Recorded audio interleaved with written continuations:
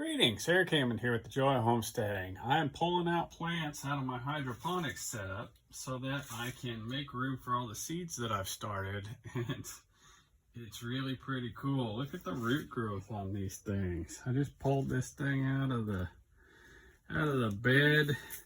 I'm pulling up a lot of these lettuces. Watch this. If I just grab this sucker and start pulling, just look at the roots on that. That's really kind of cool.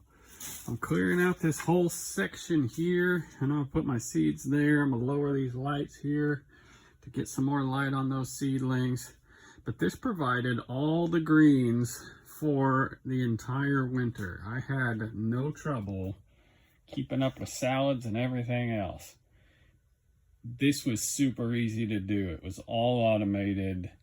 I'll probably start doing some hydroponic stuff outside this summer, but this fed me in the winter. Isn't that crazy?